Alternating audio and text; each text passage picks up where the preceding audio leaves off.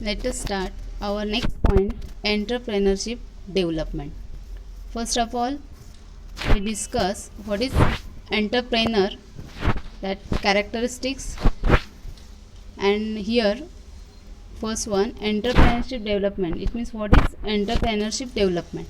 Okay, so entrepreneurship is a purposeful activity of an individual on a group of associated individuals undertaken to initiate, maintain, and aggregate profit by production and distribution of economic goods and services. तर entrepreneurship म्हणजेच काही अशी activity आहे की ज्याच्यामध्ये individual म्हणजेच यामध्ये एखादं इंडिव्हिज्युअल पर्सन किंवा ग्रुप असेल तर या ग्रुप किंवा इंडिव्हिज्युअल व्यक्तीने स्वतः एक व्यवसाय चालू केलेला आहे आणि तो मेंटेन करत असताना साहजिकच त्याच्यामध्ये आपल्याला नफा मिळवण्यासाठीच म्हणजेच प्रॉफिट मिळवण्यासाठीच आपल्याला व्यवसाय सुरू करावा लागतो आणि हा प्रॉफिट मिळत असताना तो स्टेबल ठेवायचा, आपल्याला मेंटेन करायचं आहे आणि हे स्टेबलायझेशन जे असणार आहे ते सगळं आपल्याला production and distributions of goods and सर्व्हिसेसमध्ये असणार आहे. म्हणजेच याच्यामध्ये एंटरप्रेनरशिप म्हणजे अशी एक प्रक्रिया आहे किंवा अशी एक प्रोसेस आहे की ज्याच्यामुळे एक व्यक्ती किंवा अनेक व्यक्ती ग्रुप एकत्र येऊन आपल्याला प्रॉफिट मिळवण्याच्या हेतूने एक प्रकारे प्रोडक्शन अँड डिस्ट्रीब्युशनमध्ये जे गुड्स अँड सर्व्हिसेस आहे त्याच्यामध्ये प्रोडक्शन अँड डिस्ट्रीब्युशन करत असतात आणि त्याप्रमाणे जास्तीत जास्त प्रॉफिट मिळवत असतात. तर आपल्याला कॅरेक्टरिस्टिक्स बघायचे आहेत. Entrepreneurship is a process of setting up business organization. It is the process where one decided to build a business career by finding the market options and mobilizing the available resources. तर entrepreneurship ही अशी एक process आहे की त्याच्यामध्ये new business form केला जात असतो आणि हा बिझनेस फॉर्म करत असताना त्या बिझनेसमध्येच म्हणजे करिअर करत असताना पहिल्यांदा फाइंड आउट मार्केट कंडिशन काय आहे ती बघितली जात असते आणि त्याप्रमाणे मग त्या रिसोर्सचे मोबिलायझेशन केलं जात असतं आणि त्यानुसार मग सर्व मार्केटमध्ये जे कंडिशन असतील, मार्केट ऑप्शन असतील आणि जे गुड्स अँड सर्व्हिसेस म्हणजे जे रिसोर्सेस आहेत त्यांचं मोबिलायझेशन करून त्यामध्ये एक अपॉर्च्युनिटीज म्हणजेच या एंटरप्रेनरशिपमध्ये मिळवली जात असते. तर नेक्स्ट आपल्याला बघायचं ते म्हणजे characteristics of entrepreneurship. First one, innovation. Entrepreneurship is an innovation. The introduction of new combination of various factors of productions in innovation. A new product arrives in the market, uses new product technology, discovers a new source of supply of raw materials and open a new market for the specific product. In view of changing the taste of business, taste of consumers from time to time, entrepreneurship focus on the research and development to product goods to satisfy the customer. The first one आपलं characteristics आहे तो म्हणजे innovation.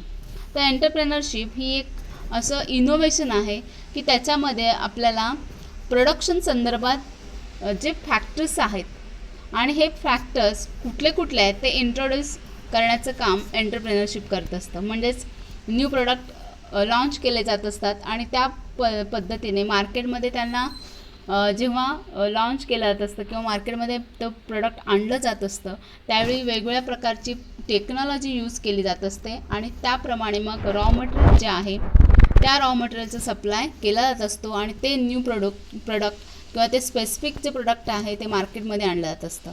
आणि हे आणत असताना customers जे आहेत त्यांचं त्या पद्धतीने ओपिनियन घेतलं जात असतं कारण कस्टमर्सचे जे टेस्ट असतात किंवा कस्टमरच्या ज्या स्वतःचं जे आवड निवड जे असतात त्या आवडीनिवडीमध्ये साहजिकच टाईम टू टाईम चेंजेस होताना आपल्याला दिसून येत असतात आणि या सर्व गोष्टींचा विचार करून त्यामध्ये त्या कस्टमर सॅटिस्फॅक्शन कशा पद्धतीने मिळेल त्या पद्धतीने त्यांचे जे प्रोडक्ट मार्केटमध्ये आणलं जात असतं तर त्याच्यामध्ये वेगवेगळ्या प्रकारचे रिसर्च अँड डेव्हलपमेंट करून ते प्रोडक्ट प्रोड्यूस केलं जात असतं. म्हणजे याच्यामध्ये आपल्याला एक प्रकारे इनोव्हेशन त्या एंटरप्रेनरशिपची दिसून येत असते किंवा एंटरप्रेनरची दिसून येत असते. नेक्स्ट आपल्याला बघायचं आहे ते म्हणजे economic activity. An entrepreneur produces a new product for the customer as per their needs. He fills the need of these to satisfy human wants and as well as in exchange earn a better livelihood. It is a systematic plan activity as per the skills and knowledge of entrepreneur. Hence, entrepreneurship is an economic activity. तर याच्यामध्ये आपण बघू शकतो next characteristic आपलं आहे ते म्हणजे economic activity. तर एंटरप्रेनर ज्यावेळी न्यू प्रोडक्ट मार्केटमध्ये आणत असतो आणि हे मार्केटमध्ये आणत असताना कस्टमरचं नीड्स कुठले आहेत त्याप्रमाणेच म्हणजेच कस्टमरच्या एक प्रकारे नीड्स आहेत त्या कंप्लीट करणे किंवा त्यांच्या ज्या गरजा आहेत त्यांच्या आवडीनुसार ते प्रोडक्ट तयार केलं जात असतं. आणि हे करत असताना सगळ्यात महत्त्वाचं म्हणजेच ह्युमन वॉन्ट्स जे आहेत म्हणजेच कस्टमरचे जे ह्युमन वॉन्ट्स आहेत ते सॅटिस्फाय करून त्यांचं एक प्रकारे स्वतःचं लाईव्हलीहूड कसं इन्क्रीज करता येईल किंवा कसं बेटर करता येईल हे मात्र त्या पद्धतीने ते प्रोडक्ट निर्माण करण्याचं किंवा प्रोड्यूस करायचं काम या एंटरप्रेनरचं असतं. आणि त्याप्रमाणे मग स्वतःचं तो नॉलेज स्किल जे आहे तो एंटरप्रेनर त्याच्यामध्ये यूज करत असतो. म्हणजेच या ठिकाणी ही आपल्याला एंटरप्रेनरशिप ही इकॉनॉमिक ॲक्टिव्हिटी आपल्याला इथून दिसून येत असते. कारण यामध्ये ह्युमन वॉन्ट्स आणि कस्टमर सॅटिस्फॅक्शन हे याच्यावर जास्त भर दिला जात असतो. नेक्स्ट आहे आपलं organization building. It is an activity where various factor of production have to be organize. Place utility, time utility, form utility etcetera has to be consider to collect them under the roof of new production. Next organization building. तर यामध्ये ही अशी एक activity आहे की याच्यामध्ये वेगवेगळे factors जे प्रोडक्शनमध्ये येत असतात ते सगळे ऑर्गनाईज केले जात असतात. म्हणजेच प्लेस युटिलिटी आपल्याला तिथे दिसून येते, टाईम युटिलिटी आणि फॉर्म युटिलिटी. म्हणजे जेव्हा प्रोडक्शन केलं जात असतं त्यावेळी त्या ठिकाणचं प्लेस कुठला आहे त्या प्लेसचं कसा यूज केला जाईल, टाईम पिरियड तिथे असतो. त्याचप्रमाणे कशा पद्धतीने तो बिझनेस फॉर्म केला जाईल किंवा प्रोडक्शन आहे ते फॉर्म केलं जाईल. हे सगळं करत असताना या ठिकाणी हे सगळं कन्सिडर करत असताना त्या प्रोडक्शन संदर्भात म्हणजे नवीन प्रोडक्शनचं जेव्हा मार्केटमध्ये आणलं जात असतं ते प्रोडक्ट तेव्हा ते एकाच रूफखाली या सर्व युटिलिटीचं वापर करून एक प्रकारे ऑर्गनायझेशन बिल्डिंग तयार केली जात असतेच. म्हणजेच या ठिकाणी आपल्याला वेगवेगळ्या गोष्टींचा विचार करून यामध्ये जेव्हा उत्पादन म्हणजेच आपण प्रोडक्शन करत असतो तेव्हा हे सर्व घटक म्हणजे प्लेस युटिलिटी असेल, टाईम युटिलिटी, फॉर्म युटिलिटी यांचा एकाच रूफखाली वापर करून त्या प्रोडक्शनचं मोठ्या प्रमाणात प्रोड्यूस केलं जात असतं. नेक्स्ट आपलं आहे ते म्हणजेच आपलं creative activity. Innovation should have a strong support of creativity. Introducing creativity in producing something new is a big challenge for the entrepreneur. Thus creativity is an essential part of entrepreneurship. म्हणजे याच्यामध्ये next आपलं आहे ते creativity. तर या क्रिएटिव्हिटीमध्ये म्हणजे त्याचं एक प्रकारे एंटरप्रेनरचं इनोव्हेशन आपल्याला दिसून येत असतो. म्हणजेच एक प्रकारे ज्यावेळी इनोव्हेशन केलं जात असतं तेव्हा ते इनोव्हेशन करत असताना त्याच्यामध्ये त्याचा स्वतःचा स्ट्रॉंग सपोर्ट त्या एंटरप्रेनरचा असतो आणि त्याप्रमाणे त्या एंटरप्रेनरला एक प्रकारे बिग चॅलेंज द्यावं लागत असतं की त्यांनी जे प्रोड्यूस केलेलं प्रोडक्ट आहे त्याच्यामध्ये काय नाविन्यपूर्ण आहे किंवा त्याच्यामध्ये वेगळं काय आहे आणि ते कसं कस्टमरला पटवून देता येईल या संदर्भात एक प्रकारे त्याची स्वतःची क्रिएटिव्हिटी आपल्याला दिसून येत असते. म्हणजेच creativity is an essential part of entrepreneurship. Next आपल्याला बघायचं आहे ते म्हणजे skillful management. Skillful management. The success of any entrepreneurship depends on the management of the organization. With professional management and skill manager, entrepreneurship becomes successful activities. तर याच्यामध्ये skilful management, आपल्याला माहिती आहे की कॅरेक्टरिस्टिक्स याचं आपण इनोव्हेशन बघितले, क्रिएटिव्हिटी बघितली, त्याचप्रमाणे याच्यामध्ये एंटरप्रेनरशिपमध्येच आपल्याला वेगवेगळ्या प्रकारचं ज्यावेळी सक्सेस आपल्याला दिसून येत असतो आणि हा सक्सेस साहजिकच त्या ऑर्गनायझेशनमध्ये असणारा म्हणजेच त्या ह्याच्यामध्ये असणारं जे स्वतःचं स्किल आहे, मग तो मॅनेजरचं स्किल असेल, प्रोफेशनल मॅनेजमेंट असेल किंवा त्या एंटरप्रेनरशिपचं एक स्वतःचं सक्सेस, आणि हे सगळं सक्सेस साहजिकच त्यांनी वापरलेलं स्वतःचं स्किल असेल, नॉलेज असेल, क्रिएटिव्हिटी असेल, तर ती मॅनेजमेंट साहजिकच स्किलफुल आपल्याला दिसून येत असते. म्हणजेच याच्यामध्ये आपल्याला ज्यावेळी नवीन प्रोडक्ट कोणतं ना कोणतं आपल्याला लॉन्च करायचं किंवा आणायचं आहे, तर त्यावेळी मात्र त्याने स्वतःचं क्रिएटिव्हिटी त्याच्यामध्ये घातलेली आपल्याला दिसून येत असतेच. त्याचप्रमाणे next risk bearing. Uncertainty is defined as a risk which can not be insured against and is incalculable. Entrepreneur is an agent who buys factors of production at certain prices in order to combine them into product to sell them at uncertain prices in future. Thus they too are risk bearing agents in production. Risk bearing हे सगळ्यात महत्त्वाचं असं characteristic आहे, कारण जिथे business तिथं risk ही असतेच, बरोबर आहे. म्हणजेच याच्यामध्ये ज्यावेळी आपण एंटरप्रेनर एखादा आपला बिझनेस फॉर्म करत असतो त्यावेळी तो एक प्रकारे रिस्क बिअर करत असतो. म्हणजेच यामध्ये ज्यावेळी अनसर्टेनिटी असते तर त्यावेळी मात्र कोणत्या प्रकारचं जे इन्शुर्ड आहे ते आपण सांगू शकत नाही किंवा ते इनकॅल्क्युलेबल आहे. म्हणजे जी होणारं नुकसान आहे की जी रिस्क आपण बिअर करणार आहोत ते कोणत्या प्रमाणात असेल, किती प्रमाणात असेल ते आपण कॅल्क्युलेट करू शकत नाही. त्यामुळे याच्यामध्ये रिस्क घेतली जात असते.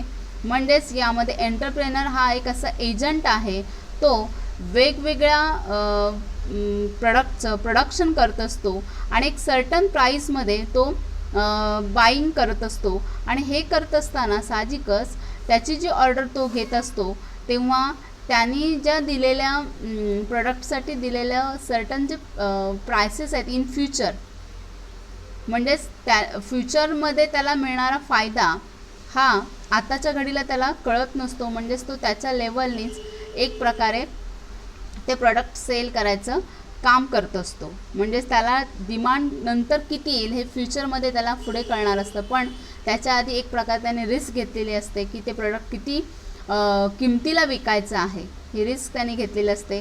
त्यामुळे याच्यामध्ये तो एक प्रकारे प्रोडक्शनमध्ये रिस्क बिअरिंग एजंट असं त्याला संबोधलं जातं. नेक्स्ट बघायचं आपल्याला gap filling function. The most significant feature of entrepreneurship is gap filling. It is the entrepreneur's job to fill the gap or make up the deficiencies which always exist in the knowledge about the production function. म्हणजेच याच्यामध्ये सगळ्यात महत्त्वाचं असं characteristic जे आहे, सगळ्यात महत्त्वाचं ते म्हणजे गॅप फिलिंग. म्हणजेच याच्यामध्ये ज्यावेळी एंटरप्रेनर स्वतःची क्रिएटिव्हिटी यूज करत असतो, नॉलेज यूज करत असतो प्रोडक्शन तयार करत असताना, मग अशावेळी त्याच्यामध्ये जे काही त्याला येणारे जे डेफिशियन्सीज असतील, त्याला येणाऱ्या ज्या अडचणी आहेत त्या दूर करून, म्हणजे त्याच्यामध्ये काही उणीवा भासत असतील तर त्या दूर करून एक प्रकारे एंटरप्रेनर स्वतःचं एक नॉलेज त्याच्यामध्ये करून घेत असतो, नॉलेजचा वापर करून घेत असतो. म्हणजे त्याच्यामध्ये गॅप फिलिंग फंक्शन आपल्याला मोठ्या प्रमाणात दिसून येत असतं. तर आपण हे जे कॅरेक्टरिस्टिक्स जे आपण आत्ता बघितलेले आहेत, तर हे कॅरेक्टरिस्टिक्स म्हणजेच स्मार्ट कोड याच्यासाठी आपण यूज करू शकतो. तो म्हणजे ice room, ICE ice rooms ROOMS. Okay. मग I for innovation, C for creative activity, E for economic activity, R for risk bearing, O for overall gap filling function, O for organization building, M for managerial skill and leadership, S for skillful management. अशा पद्धतीने आपण हे characteristics use करू शकतो. Next आपल्याला बघायचं आहे ती म्हणजे प्रोसेस कोणती आहे, या एंटरप्रेनरशिप डेव्हलपमेंटची प्रोसेस कोणती आहे. तर ही जी प्रोसेस आहे ते first process of entrepreneurship development first आहे ते म्हणजे training, second one entrepreneurship development program. म्हणजे ज्यावेळी एंटरप्रेनर स्वतःचा बिझनेस बिल्डअप करत असतो तर त्याला कशा पद्धतीने पहिल्यांदा ट्रेनिंग दिली जात असते ते आपण बघणार आहोत. तर हे जे ट्रेनिंग आहे, the traditional school of thought had been thinking that entrepreneurs are born and not made, whereas the modern observation mention that some entrepreneurs may be born but a large number of them can be made by education and training. Hence today there is need of training to produce eligible future entrepreneurs. म्हणजे साहजिकच बघा, आपल्याला कोणताही entrepreneur असेल तर त्याला स्वतःला एक कोणते प्रोडक्ट लॉन्च करायचं असेल तर त्याआधी ट्रेनिंग मिळणं गरजेचं असतं. म्हणजेच यामध्ये ज्यावेळी ट्रेनिंग दिलं जात असतं हे ट्रेनिंग साहजिकच ट्रॅडिशनल स्कूल ऑफ थॉट असतात. म्हणजेच यामध्ये एंटरप्रेनर एक प्रकारे स्वतः त्याच्यामध्ये बॉर्न होत असतो आणि त्या पद्धतीने मॉडर्न ऑब्झर्वेशन करून त्या पद्धतीने मोठ्या प्रमाणात म्हणजे त्याच्याकडे स्वतःचं असणारं एज्युकेशन, त्याला दिलं जाणारं ट्रेनिंग, या पद्धतीनेच एक प्रकारे त्याला तो जो स्वतः तयार करत असतो प्रोडक्ट त्याच्यामध्ये ट्रेनिंग दिल्यानंतर एक फ्युचरमध्ये तो एक चांगल्या प्रकारे ट्रेनर म्हणून म्हणजेच त्याच्यामध्ये प्रोड्युसिंग केलं जात असतं. Training is a scheme of instruction which is planned, systematic, consistent, pervasive and monitored to measure its effectiveness. It is an integral output of managerial development. Training broadens the vision of entrepreneurs by providing them suitable opportunity for an interchange of experience within and outside an industry. It builds necessary skills of new entrepreneurs. It imparts knowledge of making of goods and production methods, consumer education, etc. तर आपल्याला entrepreneur जो आहे त्याला training दिलं जात असतं आणि ही training देत असताना त्याच्यामध्ये इन्स्ट्रक्शन ह्या प्लान, सिस्टमॅटिक आणि कन्सिस्टंट असतात. म्हणजेच याच्यामध्ये एक प्रकारे ज्यावेळी प्लान केलं जात असतं किंवा एक सिस्टमॅटिक मॅनर असतात त्याच्यामध्ये एक प्रकारे खात्रीशीर असं मेजरमेंट म्हणजे मेजर्स त्याच्यावर केले जात असतात. म्हणजे कोणकोणत्या पद्धतीने आपण उपाययोजना करून ते ट्रेनिंग सक्सेसफुल होईल हे बघितलं जात असतं. आणि याच्यामध्ये साहजिकच ज्यावेळी मॅनेजर डेव्हलपमेंट होत असते तेव्हा इंटिग्रल इनपुट म्हणजेच त्याच्यामध्ये जो एंटरप्रेनर आहे तो एक प्रकारे स्वतःचं मेजरमेंट घेत असतो. म्हणजे स्वतःचंच निरीक्षण करत असतो की कशा पद्धतीने आपल्याला प्रशिक्षण घेऊन आपल्यामध्ये बदल करायचे आहेत, कोणत्या पद्धतीने आपलं स्किल आणि नॉलेज यूज करायचं आहे. त्याचप्रमाणे ट्रेनिंग दिल्यानंतर हा एंटरप्रेनर जो आहे त्याचं स्वतःचं जे ऑपॉर्च्युनिटीज आहेत त्याच्यामध्ये त्याला येणारं एक्सपिरियन्स आहे, त्याचप्रमाणे आउटसाईड जी इंडस्ट्री आहे त्याच्यामध्ये योग्य अशी संधी मिळत असते.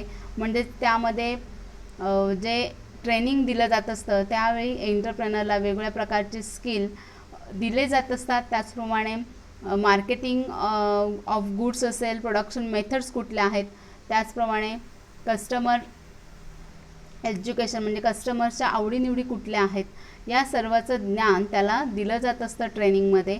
आणि त्यामुळं साहजिकच त्याचा परिणाम ही एंटरप्रेनर ज्यावेळी त्याचा ट्रेनिंगमुळं त्याच्यामध्ये हा सगळा लेटेस्ट डेव्हलपमेंट म्हणजे त्याच्यामध्ये डेव्हलपमेंट झालेली दिसून येत असते आणि मग त्याचं जे ते करणारं काम आहे त्याच्यावर परिणाम होताना दिसून येत असतं. म्हणजे चांगल्या प्रकारचं ट्रेनिंग असेल तर तो त्या पद्धतीने आपला व्यवसाय विकसित करू शकतो.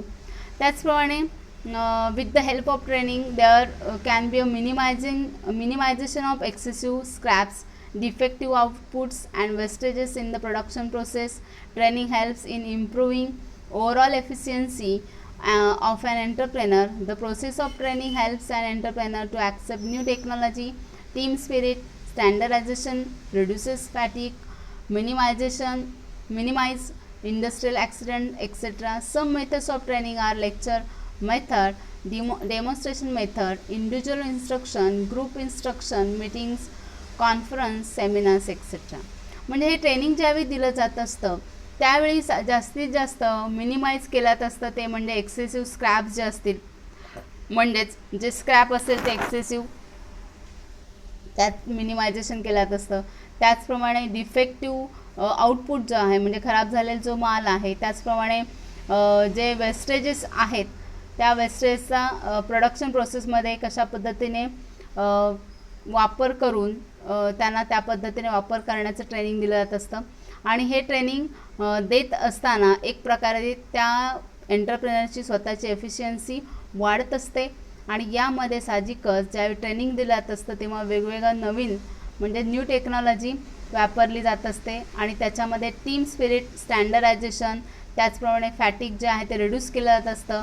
म्हणजेच याच्यामध्ये इंडस्ट्रियल ॲक्सिडेंट्स जे असतात ते सुद्धा मिनिमाइज केले जात असतात. म्हणजेच या नवीन टेक्नॉलॉजीमध्ये त्याच्यामध्ये टीम स्पिरिट आपल्याला दिसून येत असतं. आणि एक प्रकारे स्टँडर्डायझेशन आणि फॅटिक रिड्यूस म्हणजेच याच्यामध्ये आपल्याला त्याने केलेल्या कामाचं एक प्रकारे वर्गीकरण करण्यात येत असतं.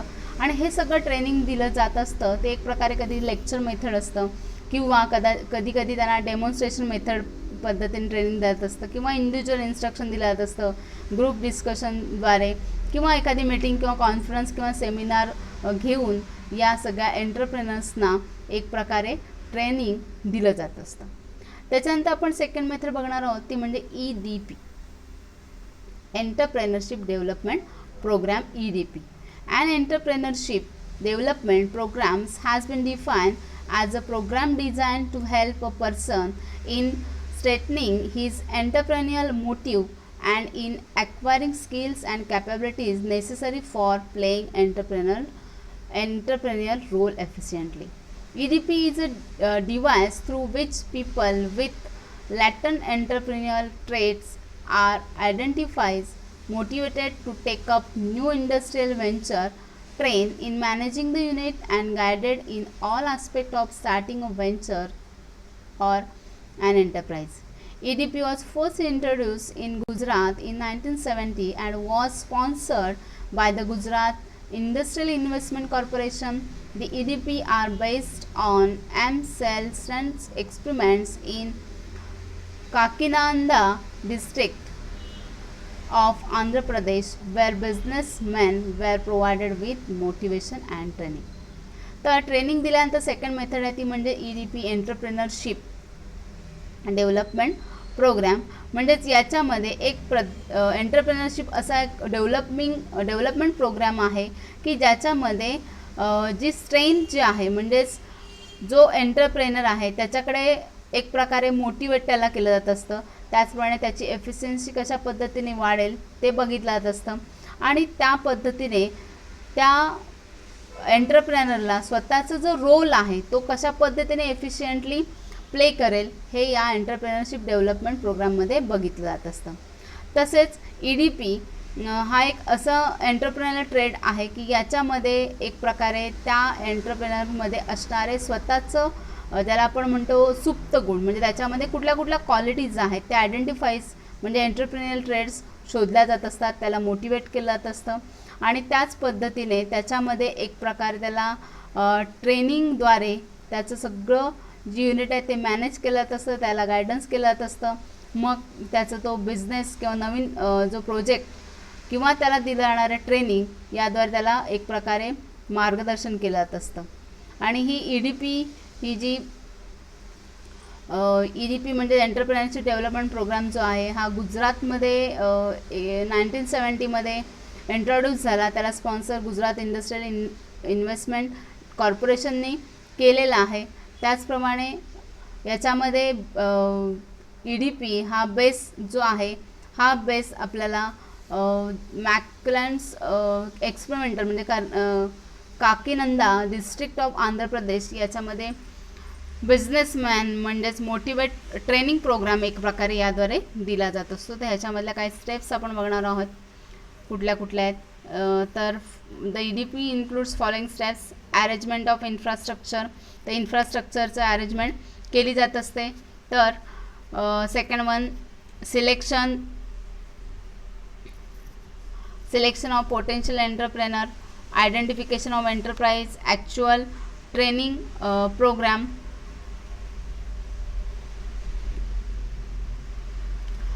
actual training program, selection of training personnel, selecting of method of training, actual training, monitoring and follow-up. म्हणजेच याच्यामध्ये ज्यावेळी ह्या ज्या स्टेप्स आहेत EDPच्या त्याच्यामध्ये फर्स्ट वन म्हणजे इन्फ्रास्ट्रक्चरचे अरेंजमेंट केलं जात असते. म्हणजे त्यांना पायाभूत सुविधा द्यायला असं म्हणतो त्या कोणकोणत्या द्यायच्या आहेत त्याचं पहिल्यांदा अरेंजमेंट केलं जात असते. त्याच्यानंतर सिलेक्शन केलं जातं असतं पोटेन्शियल एंटरप्रेनर, म्हणजेच जो एंटरप्रेनर आहे तो पोटेन्शियल आहे का, त्याच्यामध्ये ते स्किल जे हवेत एफिशियंटली वर्क करायचं तर ते सिलेक्शन त्याचं पुन्हा पहिलं केलं जात असतं. त्याच्यानंतर ॲक्च्युअल ट्रेनिंग प्रोग्राम म्हणजेच एंटरप्राइज कुठला आहे त्याचं आयडेंटिफिकेशन केलं जात असतं. आणि त्याच्यानंतर ट्रेनिंग प्रोग्राम म्हणजे त्यांना ट्रेनिंग दिलं जात असतं. ते ट्रेनिंग दिल्यानंतर त्याच्यातून सिलेक्शन केलं जात असतं त्या एम्प्लॉईचं किंवा एंटरप्रेनरचं आणि त्याच्यानुसार ट्रेनिंगची कुठली मेथड यूज करायची त्याचं सिलेक्शन केलं जात असतं. आणि मग त्याला ॲक्च्युअल ट्रेनिंग दिल्यानंतर त्याचा एक प्रकारे फॉलोअप घेतला जात असतो आणि त्याला मॉनिटरिंग केलं जात असतं. ह्या स्टेप्स येतात. त्याच्यानंतर EDPचे आपल्याला ऑब्जेक्टिव्स बघायचे आहेत. The following objectives of EDP are identified. First one to foster entrepreneurial growth in the country, optimum use of available resources, development of backward regions and improving economic status of sociology, disadvantaged groups, generation of employment opportunity, widening base for small and medium scale industries. म्हणजे ह्याचे जे आपल्याला objectives बघायचे आहेत तर त्याच्यामध्ये first one to foster entrepreneur growth in the countries, म्हणजेच कंट्रीमध्ये एंटरप्रेनरचा ग्रोथ किती पद्धतीने चांगल्या पद्धतीने होईल म्हणजे त्याला मोटिवेट केलं जात असतं एक प्रकारे त्याला. त्याचप्रमाणे जे अवेलेबल रिसोर्सेस असतील त्याचा ऑप्टिमम यूज केला जात असतो.